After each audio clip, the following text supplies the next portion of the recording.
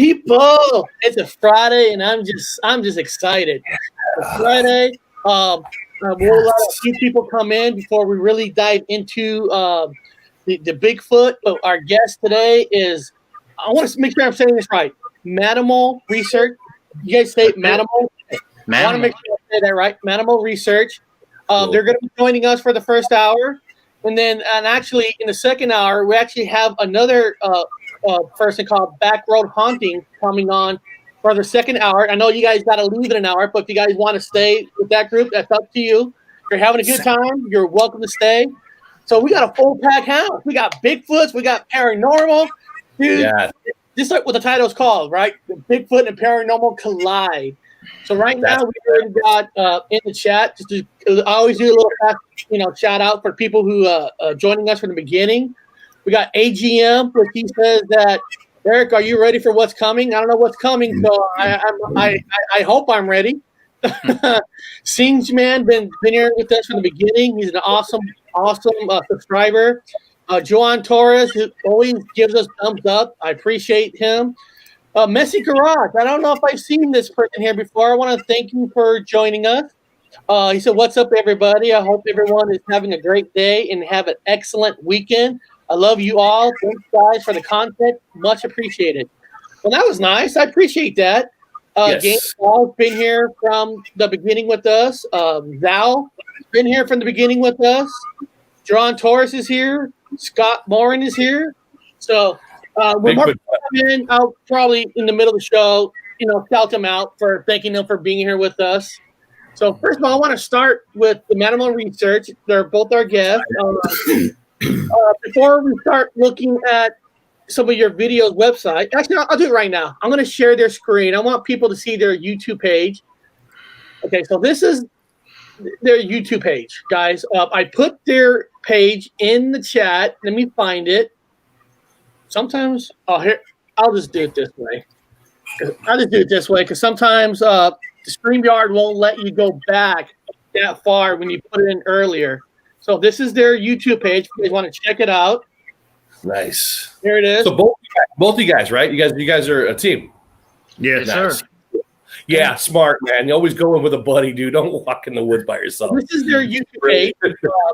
These guys, please check their page out. These are, when I study people to come on, I look for real, honest, down-to-earth people. And you can't get more honest, down-to-earth people than this. They got a beard. One's wearing a hat. I mean, come on. You can't get better than that. You got a long one. You guys can't see the bottom hat. So if you guys have videos, people, you can see that they got a lot of great videos. They do a lot of good research. And how we're going to start this, guys, I'm actually going to ask them about one of these videos just to break the ice, to get to know them a little bit better, because this is their first time on, and I hope they enjoy themselves, and in the future they want to come back. Now, guys, you guys have a video. I won't play the video because it's over an hour, but the video is called Shut Down by the United States Army, Mannimal Research episode. So first of all, how often do you guys kind of go do a research? Do you guys do research yourself? You have a team that does a research and you guys get together. How does a research work for your team? Well, I'm the actual founder of Mannimal Research, and I founded the group a little over a year ago. And I took in a partner, and my buddy Walls there, Jasper, I call him Walls. We've been buddies for a couple years now. He was one of the first people I asked and to come on board, and he was all for it. But ended up taking on a different partner who has left the group. He's doing his own thing now, and the video that you're talking about has a couple of our older members. But Walls was there and myself. And what we do, we try to go out at least once or twice a month to a 1 or a 2 night investigation. We have one coming up next weekend. It's actually going to be a 3-night, and we're going to be in the North Georgia mountains. I can't give away the exact location. I understand. Do that. One of our newest members is a former member of a nationally known group, and it's a hot spot for those guys. So we can't reveal that location, but really looking forward to it. There's a lot of activity in that area. So, yeah, we get out a couple times a month. No, I don't blame you for not saying where you're going to be at, because the last thing you need is 20 people driving up and say, "Hey, I saw you on YouTube," and just ruin your whole research. I'm gonna ask you a question. Why? I mean, I'm just asking. Did you have an experience yourself that why you wanted to do this kind of research? Did something happen to either one of you on, your love for trying to find Bigfoot? You want to take that one, Wallace? Wallace has a very interesting encounter that led him into the Bigfoot community. He might be the only person in the world that can make this claim. So if you want to share that real quick, Wallace, go ahead, buddy. I hear it. All right. Well, what got me in, basically, I'm kind of in the group of kind of skeptic and believer, and my mind works kind of both ways. Like, okay, I saw that, but let me try to debunk it. This is what could be. Well, probably, I think it was about 2000. I'm gonna say 2010. No, I wasn't 2010. 2001. Close to. Well, my kids are about 8, 9, so they were a little older then. I went camping all the time. I love camping, and I found a place near down the south of Alabama, near Marion County, which y'all know about the woman that used to be in Marion County, the Carter's farm. Well, I lived out there for 16 years, not in the farm, but went to the camping and went camping this place many times. When this night was just something strange about it. I think we lost connection. It just felt different. We catfished there basically.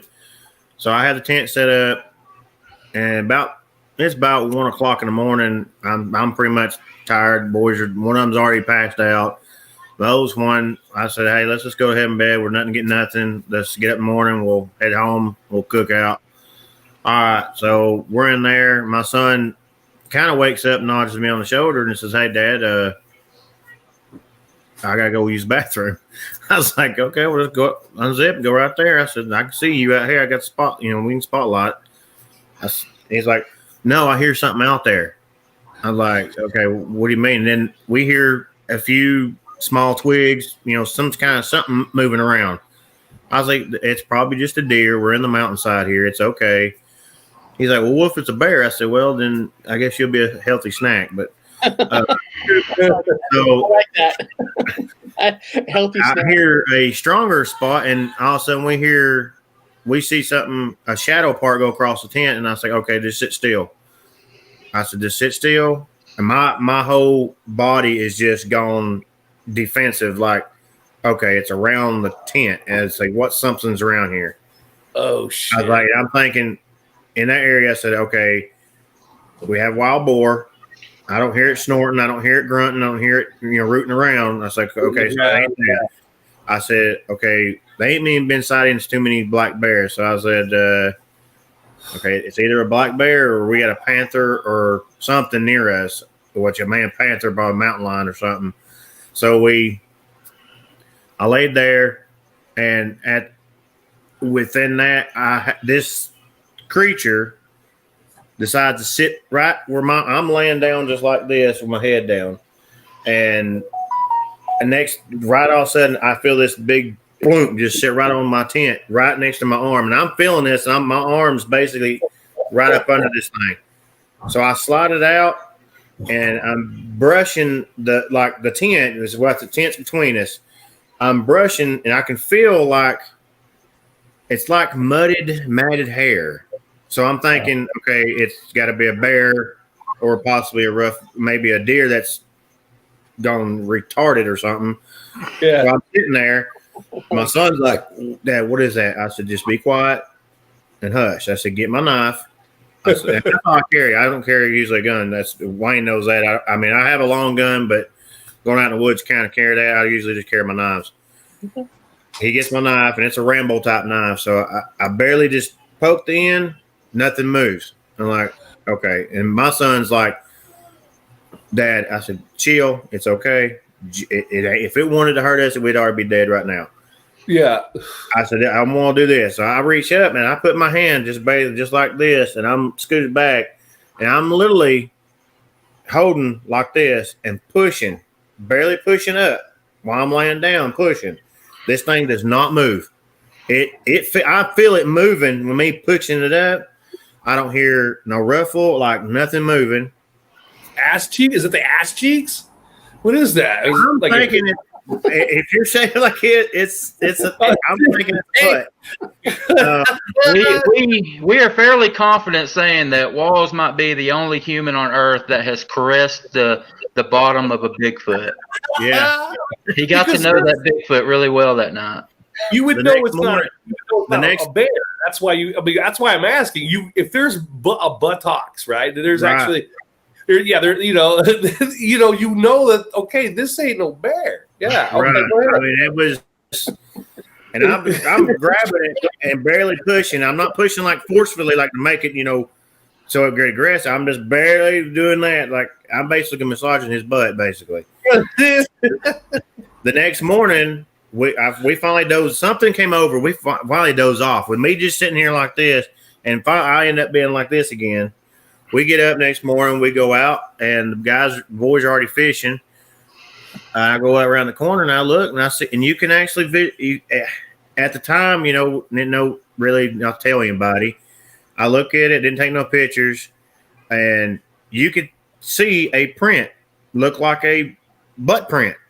And I was like, and I told DJ, I said, what does that look like to you? And he said, it looks like a butt. I said, either we had a bear sit on our tent or something else. He said, well, what do you think? I said, it's either a Sasquatch or we had somebody sitting on our tent. I can't explain that. I said, you saw it? Do what? Oh, it's not Bob. Yeah, it could be. Yeah. I mean, I was like, over there, I'd be sitting on his tent getting high, but that ain't me. No.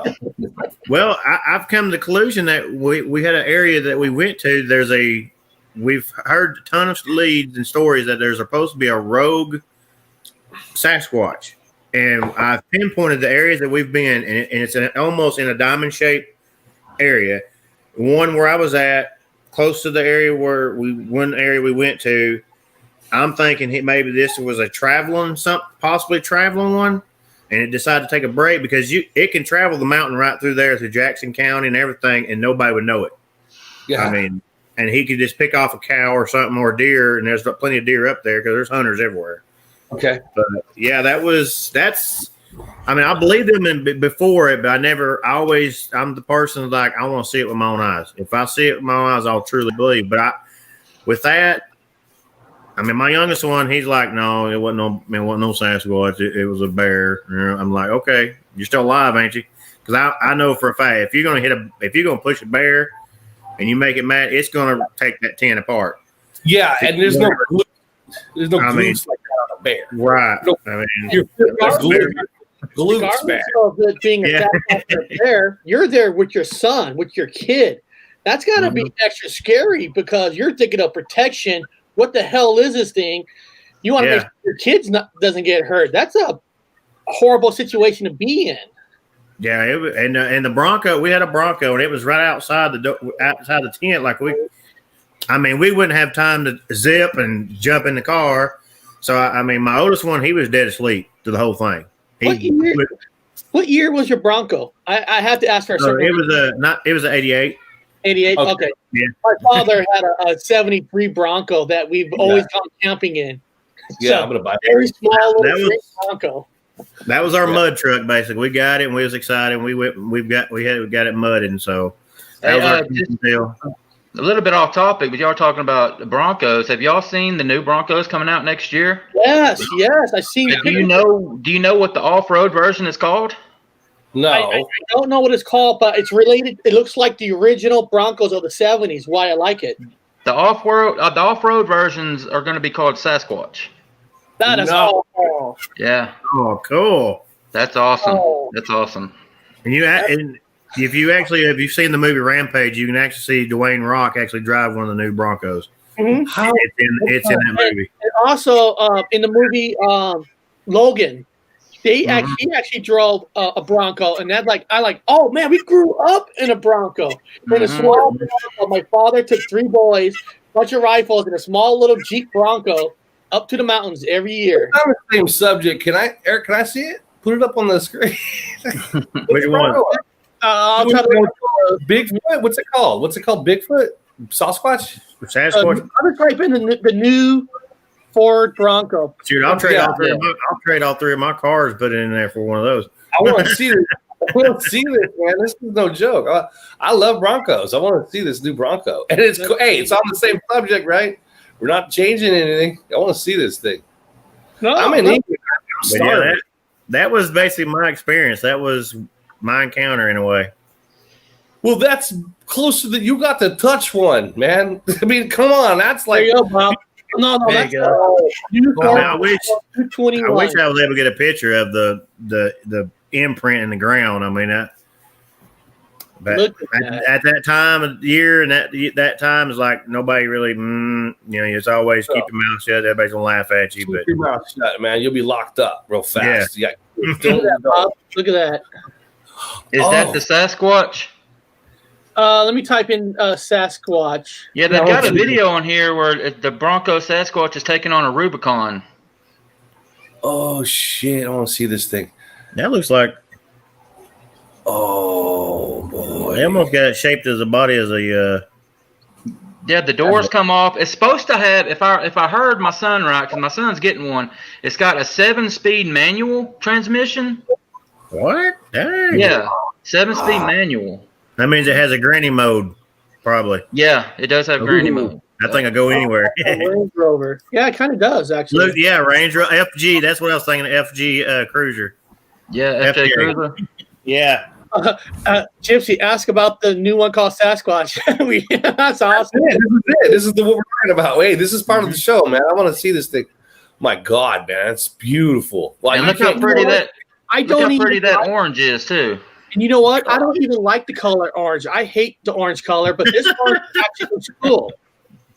That actually, I can actually drive this orange. This is if I was able to get one, I want a military green so I can hide. I'm green. Yeah, I want a green. I want a green. I was going to say that. I want a green. Oh man, you take the doors off. How about the roof? Can you take the top off like the old ones? Oh yeah, looks like some of these pictures that if you kind of look close. Let me see here. Is there? Well, I think they got a roll bar. Look, from here, you can tell that this roof comes off. Yeah, and then they probably got like a bar across a roll bar. Oh, that's smart. Look at that door. That's a weird door right there. Yeah, you can see through the door. You can take the doors off. Oh, I'm so in love with this thing. I wonder what the price tag is. Oh, you see, 6,000, 30,000. I'd say at least start at 50,000. Let's see. I'm sorry to go off subject, guys. I just had to see this real quick. About 30,000 with no options. Yeah, I told you. So that's not bad. Yeah, 30's not bad. Yeah. Wow. Getting one. Cool. You know, Bob and I, we grew up in the mountains our whole life. And I live in Seattle now, but we're from California. We lived in Fresno. We used to always go to the Yosemite Mountains, Sierra Mountains. And we were in an RV, and I remember we were in an RV. We heard like Bigfoot noises, and I didn't actually get to see it, but I remember hearing it. We're like, "What the fuck is that sound? That's not a bear. That's not." I mean, Big John. Yeah, Big John. Yeah. We had the same experience. We were in RV. My ass. It was a white trash camper, the old school. You know what I'm talking about, right? The ones, the stereotype ones. Yeah, one of those. Yeah. So we're all inside because it was pouring. We sleep in tents, but it was pouring down rain, like heavy rain. So we piled in for the rain to pass by. So this is in the middle of the night. You know, it was a little bit much in the tent, so we just kind of came in for safety. And I remember a little kid was sitting in there, and something. Okay, we hear the rain now, and there's wind picking up. So let's go into debunk it first. But what was weird was we heard a boom, boom, boom, and then something was rocking it. Like, no, dude, no, and you can't rock a white rocking y'all camper that y'all were in. Yeah, it was the roundish kind, you know, the camper trailer and full trailer, and it was someone was rocking it. Now we're like, my dad, we all had rifles, and my dad is screaming, "You fucking do it again, we're gonna shoot!" You know, I mean, no man's gonna be sitting there doing it with a bunch of people with deer hunting rifles, rocking it for fun. And so nobody would open the door, and the dog barks at humans. We have I was a Doberman pinscher, and her name is Yana, and she'll bark at any human, but she whimpered and she crawled down and like she did I have never in my life. This is a bear dog. I mean, it barks bears. Nothing comes into camp. This thing's fearless. She's a fearless Doberman pinscher, whimpering, man, crying and whimpering, and we're like, oh, this is bad. You're describing exactly what it sounds like a Bigfoot encounter. What you're describing, everything you've said sounds like everything we've heard before. Yeah, and so the problem was here we go with the debunking thing. There was pouring down rain, so when you go outside after the rain stopped, and it finally went away, stopped rocking the damn thing. You can't find no footprints. You're looking for mud, but the mud is tore up with the grass and everything. We're trying to find stuff, but everyone's stomping on top of stuff, destroying whatever you had. And then the ice chests were pushed over, and things they weren't like a bear would get into your shit and take it, your ice chest. You guys know what a bear does with an ice chest. It wasn't interested in the food. It just wanted to piss us off or just warn us, hi guys, we're here. Yeah, I want to get out of there, trying to scare you out of there. Yeah, it wanted you guys to leave. We believe it. I believe they're there. We experienced it. That's how we know. That's why we like, Eric, bring on a Bigfoot hunter. Oh, there's no such thing. Nah, bullshit. Now I went to school for anthropology, archaeology. Gigantopithecus my ass. No, these things are like humanoid. So I don't know. It's up to you guys. You guys find it. Take pictures. Mm-hmm. I want to take a selfie with one. Let me ask you guys, this might be a stupid question. We asked this question with the Sea Squatchers. When you guys go on a mission, do you guys like have weapons with you for protection, or do you believe not to have weapons because it might be easier to find them? I believe you're out of your mind if you go out in the woods in North America without some kind of protection. Yeah, you're just like I said, he carries, and then I carry my hatchet. I carry actually 2 hatchets and 1 knife behind my back. I mean, that's all I carry. Most time I'm usually having to pull him by a rope and lead him back out of the woods because he gets lost more than anybody. Okay, because these Sea Squatchers, they told us they don't, because they said they feel that the Bigfoots can feel you, and if they feel that you're going to be harmful, they won't come out. If you feel they don't have weapons on you, they're more likely to, I don't know, make a sound, make a noise where they're there. But like I said, I'm kind of with you guys. If I'm going out there and I'm looking for something, not even for a Bigfoot, bear protection. I mean, exactly. Animals don't give a shit who you are. I'm not sure about that. Oh. Yeah, I mean, we're not going out there to harm them, and we actually, before we even get out, we try different things to like communicate with, I guess, telepathy and whatever kind of way that we think that they're using, and we'll say, hey, we're not here to hurt you. We're here to just to study you, not here to hurt you. And usually we usually get a feel. It's kind of weird, but we get that eerie feeling like somebody's watching you.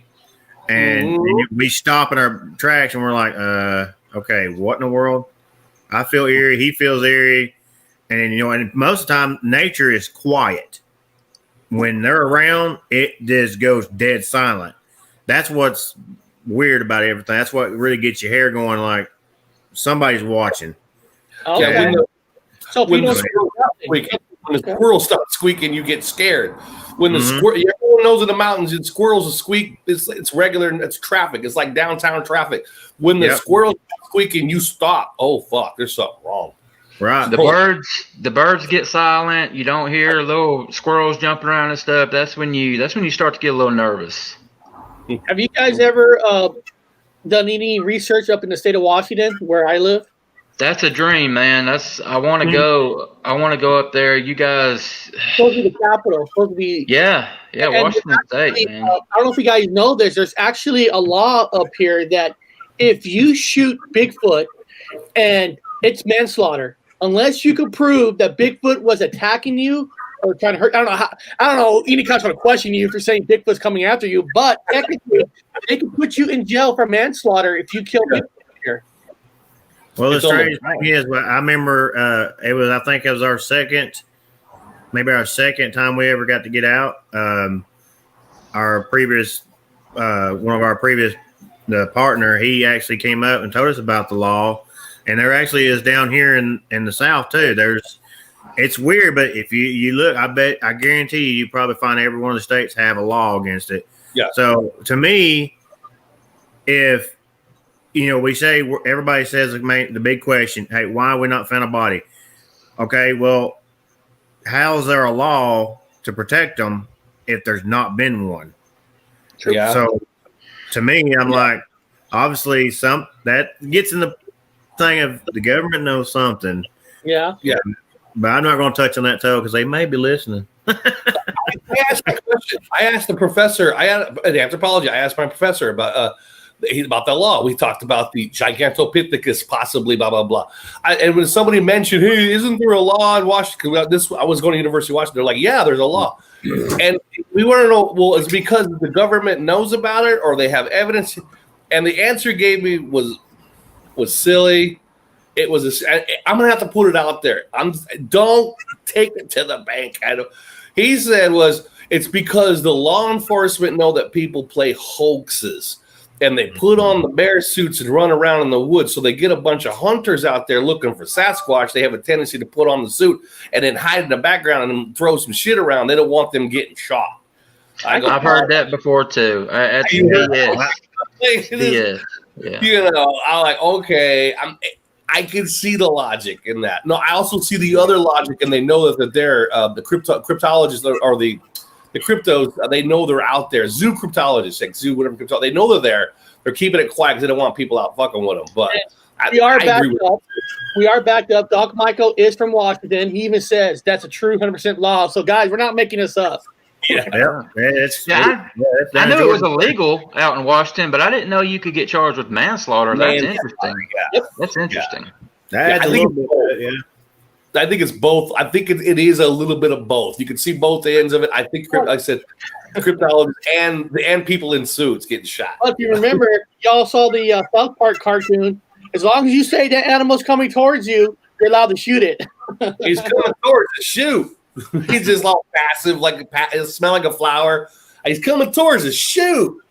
No, people, we're joking. We're playing. These guys nobody's shooting nobody. We're talking about defending them, taking care of them. So your one video that's called "Shut Down by United States Army." That's when I don't alone like, wow, what is this one about? So what is did you guys go on a mission or something? Did you hear a story about it? Yeah, I'll take this one. This was us. That's us. We were out there. There was, I think, 6 of us on this expedition. It was going to be a 2-night up in the Blue Ridge Mountains Blue Ridge, Georgia. And the Army, they do a lot of training exercises up there. So we get up there and we're doing our hike, doing our investigation, walking through, and we start hearing gunfire. And it's rapid gunfire. And we say to ourselves, either the Army's up here practicing or there's some rednecks with a lot of money up here, because it was fully automatic machine guns going off. There was explosions. So we do our little investigation. We get back to the camp, and 2 Humvees pull up. We're at this pavilion. It's a beautiful little spot. It's an hour back in the middle of nowhere. It's 15 mile an hour gravel rutted out road just to get back there. And it takes almost an hour once you leave the pavement. It takes almost an hour to get back there. An hour of 15 miles an hour and no more. So you're secluded. You're back there. Wow. So the Army pulls up with 2 Humvees. This gentleman gets out. He's got his fatigues on. He walks up, and I start walking toward him. And he's really, really nice. He's a gentleman. He's polite. He says, "We're out here doing some training. Here in about 30 minutes, you're going to hear some gunfire, and then we're going to gather our guys up, and we'll be out of your hair 45 minutes tops." So we said, yeah, okay, that's cool, fine. So we're sitting there BSing, talking to each other. It's real friendly. And my buddy Walls there decides he's going to take it to the next level. And he's going to say, well, I'll be honest with you. What we're doing up here is we're Bigfoot researchers. Have you guys seen anything or heard anything up here? And the guy's attitude, his demeanor completely changed. He went from pleasant and polite to just really short with us. Oh. He walks away, And he had mentioned earlier his boss. He said, my boss is right there. So he goes over and he's the guy sitting in the Humvee, and he walks up to his window, and they're talking. They're looking back and forth at us, and everything just changed. Instead of them leaving within 45 minutes, after the gunfire and everything happened, we started seeing flashlights from the woods all the way around us. People coming out of the woods all the way around us with headlamps on, and they're gathering firewood. They're carrying these huge limbs and sticks with them, and they throw it behind the Humvees, and they build them a fire and decide they're going to stay. So it went from they're going to be out of our hair within 45 minutes to they stayed all night, and they were not pleasant about it at all. They were loud. They were using very obscene language. They were cranking their Humvees, joking, laughing, and just making it as uncomfortable on us as you can imagine. That's what they're doing. So finally, a couple hours in, I start to walk over there, and it's dark. I know that they've got weapons and everything. I don't want to tick them off. So I start walking over there. I get their attention, and one of them comes up to me, and I said, "So, what are you guys doing? Y'all gonna stay here tonight, or are y'all gonna be moving out?" And he says, "No, we're staying the night." And I just shook my head and walked back over there. So we packed up the next morning. We went to bed. We knew our investigation was over. Yeah. Right then.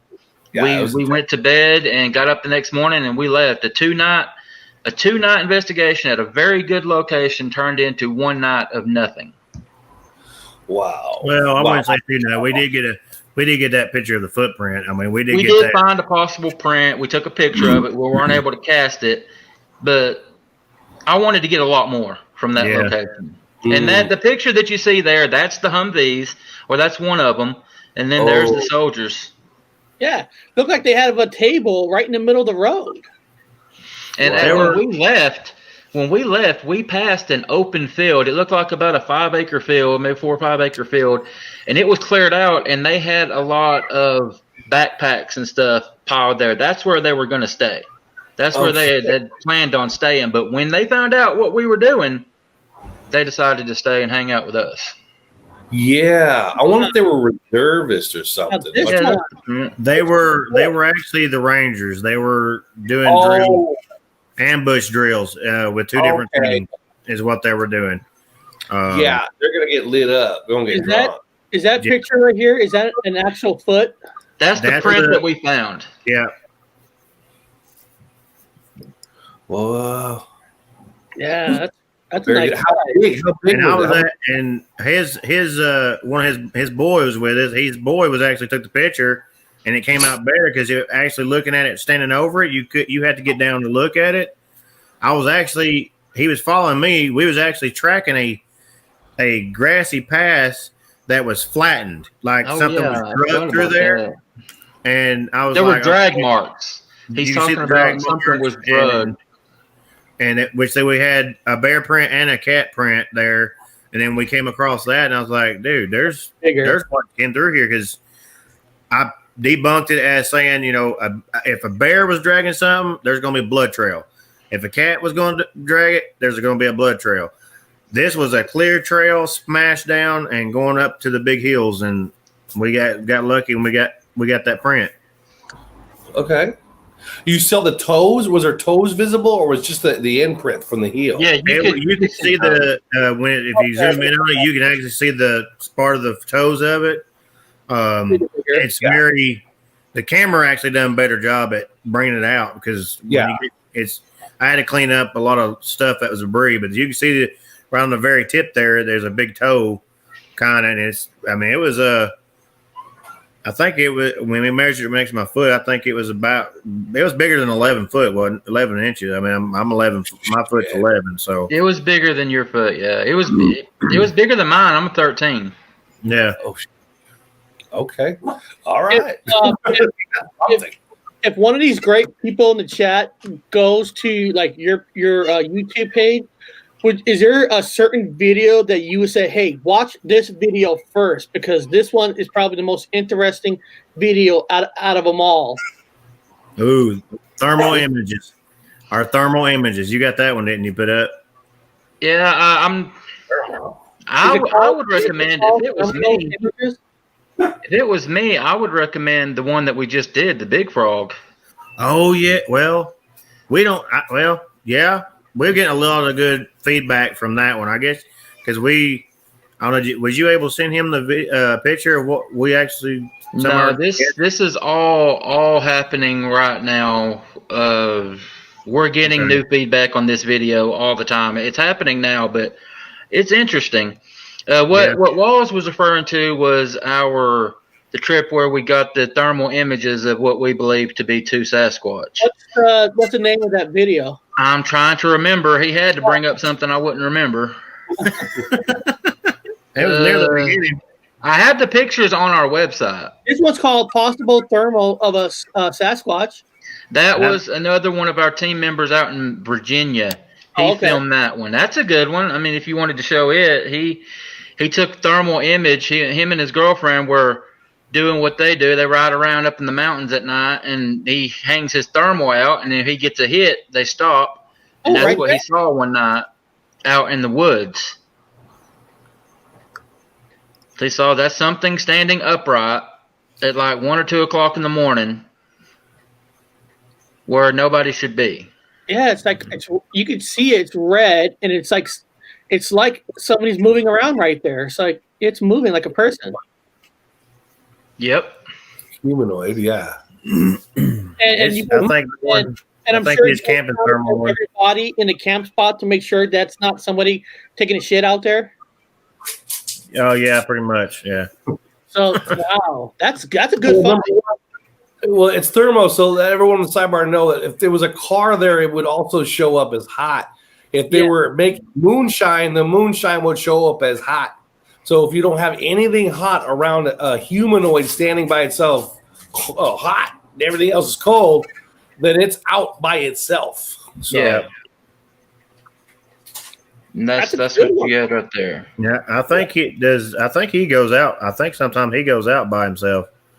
Yeah, Travis does. Travis is our Virginia team leader. We have teams in a couple different states, guys that go out and do investigations, and that's Travis Bowen. He's a good guy.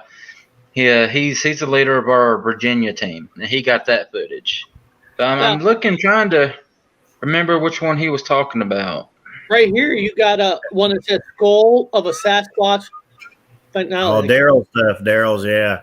Daryl Owen lives in Sacramento, California. That's a good episode. That we had a 2-part special with him where he revealed about 27 years worth of his research. Wow. Him and his wife found a skull, and they don't have the skull anymore. They made a phone call. They did the right thing. They called the authorities. Within just a couple of minutes, the police showed up. They went out there looking. And actually, Daryl just messaged me. The police went out there and they looked, and the police made a phone call. And just a few minutes later, a big black F-150 pulls up, and 4 guys get out, and they quarantine the area, shut everything down. They detained Daryl and his wife and took all of their stuff, their pictures, but they were able to send a couple pictures of the skull up through their satellite phone, their cloud or whatever. I'm not sure. So they were able to save those images, and they're on there. Needless to say, the skull got confiscated. And you'll probably never see it again. I mean, you got a lot of good stuff on here. This one looks interesting here. Bigfoot encounters dating back to 1974. It looks like a ghost kind of a picture. The thumbnail, Yeah, a lot of our stuff, we have people on. We have eyewitnesses and other researchers come on, and we interview them. We give them an opportunity to come on and talk about stuff that they've seen and they've witnessed, because we really feel that until we have a body of one of these things, the best way to learn about Sasquatch and their behavior is from people that have witnessed Sasquatch and their behavior. You know, you get eyewitnesses on there to talk about what they've seen, and then that's how we learn. So that's how we encourage people that's had encounters, get a hold of us. You can reach us at our website, manimalresearch.com, or just send us an email, and we'll be happy to talk to you and get you on one of our episodes to tell your story, because that's the only way we're going to learn about these things is from eyewitness encounters. Yeah. I think you said it, honestly, you said it perfectly. You know, Bob, we talked about this in our last show, that you're not going to get the truth from TV. You're not going to put on the Discovery Channel, the Travel Channel, History Channel, and get the truth, because they're gonna manipulate it. They're gonna cut this. You're gonna get true stories from people like yourselves. Yeah. You get enough people to say almost the exact same story. You kind of know, hey, there's something there. How do they know what he said and they said and they said? And that's how you find out the truth. Compare stories, yeah. Yeah, and a couple of questions from your fans there, Gypsy. I seen one from Tom Murr, and Wayne, you might want to can answer that one. That's actually a pretty good question I seen on there. Tom Murr, let me see if I can find it. At 2:25 p.m. Oh, that's not that. You got a couple of them on there. I was asking this question. One was something about landscaping. Are you in charge of their show now too, Walls, or what? I was just saying that. The fans are asking questions. They're putting their names. No, it's a different. It's at 2:25 p.m. It said, Derek and Wayne, do you think Sasquatch can? I hate big words. I ain't very good at big words. Oh, okay. That was what confused me. You said 2:25. For me, it's 11:25. Oh, yeah. Oh, my bad. Yeah, we're on the East Coast. That's right. Okay. Yeah. I got evening in mind. That's a long time ago. Here we go. Hey, do you think Sasquatch can interdimensionally shift from our realm to others? There's the question everyone asks. No, what do you think, Wayne? No. That's just my belief. I believe that they are flesh and blood creatures. I stick more with the biological side of it. I'm not ruling anything out. I'm very open-minded. Right. You have to hear these people out. For that to be a thing, someone has to have claimed to have seen it, right? Who am I to call that person a liar, to say that they're making something up? I'm never going to do that. But if you're asking my opinion, I just don't. I don't buy into it until I see it with my eyes. I can't buy into it. Okay. There are a lot of reports out there along those lines that the people that swear that they've seen stuff like that, and you can't rule it out. You can't. You have to listen to everybody. I mean, scientists will tell you that. I mean, scientists, they want to see everything in their hands and on a table, and that they have to be able to see it and feel it and to know that it's real. But a good scientist will tell you that you can't just ignore people. I mean, you have to take into account what other people are seeing.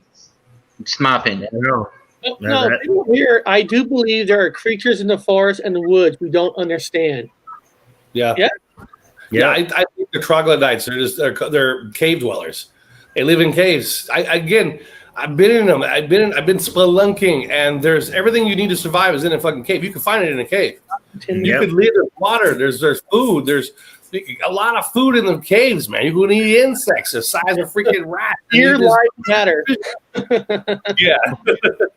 But they could live. Biologically, they could live in a cave, and they're fine. They're away from other people that are annoying. They're away from cities. They have their own thing. They don't have nothing. They just could live like a cow could eat, drink. A human that lives in a cave. Whole families could live in a cave and not have any problem. No enemies. Why would they not be in there? Somebody wrote in the chat earlier that they can sense fear. So if they sense 20 people coming through a mountain, they're going to be smart. They're going to hide. They know the forest better than we do. Right. They know all the hiding spots. We don't. It's like playing hide go seek in somebody's house. They know all the good spots. In the woods, they're hiding. Hide and seek. They know all the good spots. Well, if they live in a cave, they'd be nocturnal, so they would be able to see at night. And it's obvious, as an anthropology guy, they're nocturnal, and so they can see at night. They go out and eat at night, drink at night, mate at night. Everything's at night. They're nighttime party animals, literally. I definitely believe that. Yeah. Yep. They hide all day in the cave. They come out at night. Now, sometimes in the daytime, they might be stuck out all night, maybe tracking down a deer and then waiting. They wound a deer and they're going to wait for it. They're not going to. They're a forest animal. They're going to wait for it to die. Eventually, they're going to follow it. Like everyone knows. You guys know what I'm talking about. You're going to follow that deer. You're going to let him suffer. You'll follow that deer until they find him, and you're going to, do the proper thing. So a Sasquatch would be the same way. So he'd follow his prey until it laid itself down, and they'd bring it back. It's the easiest way to do it. So you might get caught out in the daytime. It's just ain't gonna happen. So they go. Yeah, back there's something like there's over 700 million forested acres in North America alone. That's not counting up into Canada.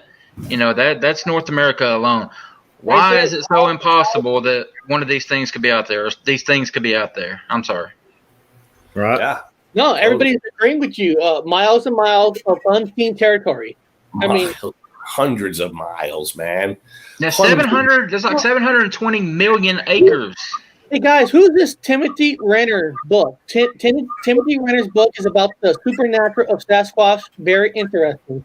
I never heard of Timothy Renner's. I've heard of Timothy Renner. I'm not that familiar with him, though. I couldn't tell you much about him. Well, cool. I mean, there's a lot of documents. I understand why the police and went to school for anthropology, and I understand why they took the skull away, though. Because if you got a skull, it's to them there's no Sasquatch. There's a human skull. So they found a murder victim, missing persons.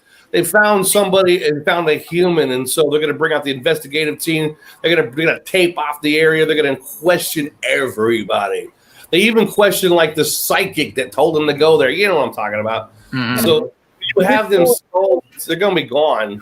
Let me just do a fast shout out. The second hour we're going to be talking to Back Road Hauntings named John Sanders. We're going to get into some paranormal in the second hour. But hey, John, I don't know if you were watching at all in the first hour about the Bigfoot stuff. Do you have any beliefs about the Bigfoot? Anything that you have done in the past? From Oregon. Yeah, I got beliefs. Oregon's on my bucket list, man. I got to make it out there. I want to go to Oregon so bad. When I was a teenager, I was over in Central Oregon, and I needed to get back to the western part of Oregon, and I didn't have a way back. And my older brother, decided to come get me, and he picked me up. And it was about 1 a.m. We ended up on the mountain pass to come back over to the valley, and we decided to pull over on top of the pass at the snow park to use the bathroom. And I got out first, went to the bathroom. I didn't go into the outhouse. It was too dark. I couldn't see nothing, didn't want to fall in. So I ended up going to the bathroom on the outside of the outhouse. I get back in the car, and my brother was talking to our mom. He hands me the phone. He goes out to use the bathroom in the same spot. About a minute later, he comes jumping in the car with his pants down to his ankles, yelling that there was some tall guy standing out there, full of hair, just standing there watching him at 1 o'clock in the morning on the mountain pass. And I told him, I was like, man, I said, well, let's get out of here. And he didn't mention Bigfoot or anything, but that's all we could kind of come to. So that's about the closest encounter I think we've ever gotten to. Wow. That was in Oregon? Yep. Very cool. Very cool. Yep. Had a Bigfoot watching you pee.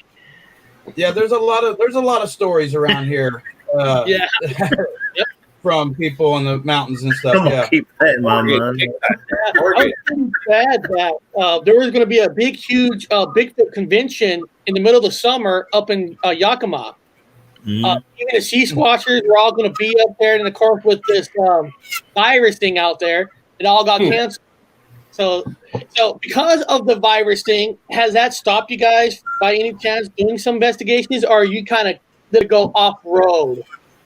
You want me to take that one? It has put a bit of a damper on it, and the virus. A lot of people are camping. It's hard to, in some places, it's hard to get a good spot because everybody's hiding from everybody. You're going out in the woods to get away from people.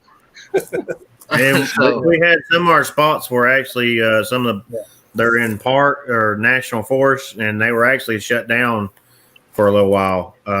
So it kind of kind of put a stop on a lot of stuff. And then once they opened up, then it was like floodgates, and everybody's like, "Hey, we're all going camping. We're getting out of the house." Yeah. And to get to our spots, I mean, it might be one of those. If we get there first come, first serve, you know. Yeah. I know what you're saying. Bob and I used to camp at a place called Poison Meadow. Like nobody knew about it, but once one person finds this spot, now every year we used to try to go back to our same spot. There's somebody there. It's like we Once they find it, man, they find made it. a private road to the place where you saw the meadows. You saw anything that open, across the forest. One person finds it, everybody knows about it, and they stole it. Logging roads. We had a cousin that was a logger. He lived up in the mountains too. He actually worked and lived up in those areas. So he was a logger. So he knew all the logging roads, man. It's like a map of logging roads that nobody knows about. We hit those. We go into it, deep into it, those beautiful logging roads. But the problem is, once they find out about a logging road, someone tells somebody else, they're down there. I'm like, oh, shit, man. Next thing you know, you see, like, are they even American? I mean, who are these people up here? They're like in here just poaching up a storm. Even my dad had to turn to some people. Okay, we're going to turn them in. They're poaching. Like extremely, they're not even American. They're up here poaching their ass off. So, come on, man. The logging roads. Yeah, we know all the mountains areas. You got to find those little passages up in the heartlands. Yeah, logging roads and Sasquatch, they're synonymous. I mean, they go right together, you know? I know you guys said you got to go within the hour. Is there anything you guys want to say before you leave to people in the chat? You want to go first, Walsh? Yeah, I want to say thank you for a lot of the questions that was popped up, and thank you for bringing us on. It was a pleasure. It was awesome to come on even West Coast, I guess, coming in the middle. And if you guys, you go out camping, as we say on our show, go out, be careful, have fun, enjoy yourself camping, and actually feel nature. And if you do, you may get lucky and get an encounter with a Bigfoot. And just be careful. And if they get aggressive, just let them have their area and move. Get out. Don't let them push it, because these are things that we don't fully know their full strength. We don't know exactly how bad they can be. Just think of it as a bear on steroids. You know how a bear can be damaged. So damaged. So you just be careful and have fun and be safe out here. Nice. Yeah, and I just want to say thank you guys for the opportunity. This is a really cool show. I like what you guys are doing. It's laid back, and you guys got a good thing going here, and it really fits our personality too. So I appreciate the opportunity to come on.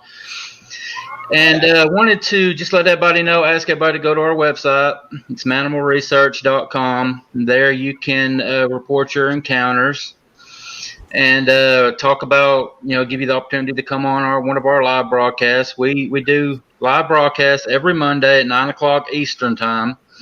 And we have people come on, researchers and especially eyewitnesses. We love eyewitnesses because, like we said, that's the only way we're going to learn more from these things is by talking to people that have witnessed them and that have seen them. So check out our website, and you guys did a good job sharing our YouTube page, and we have a Facebook group as well. It's also called Mannimal Research. But yeah, just other than that.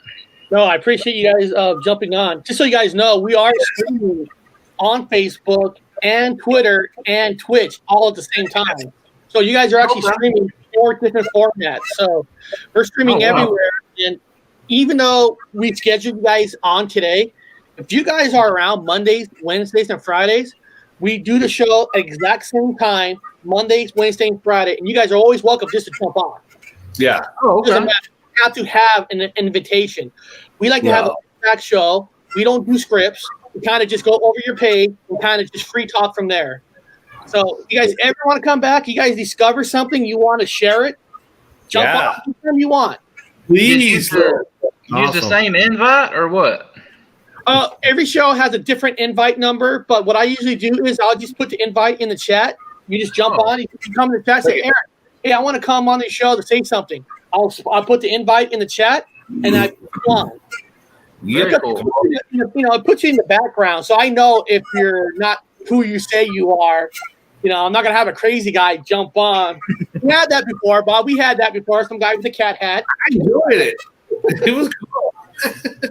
Anytime you guys want, just jump on, and we'll have you guys on. So now you guys are allowed to stick around. We're gonna be talking to John Sanders here. If you guys want to stick around a little bit, you're more than welcome to. But if you got to run, well, thank you for coming on. Okay, I appreciate it. Thanks, guys. We will be in touch. All right. Thank you, guys. Take care, guys.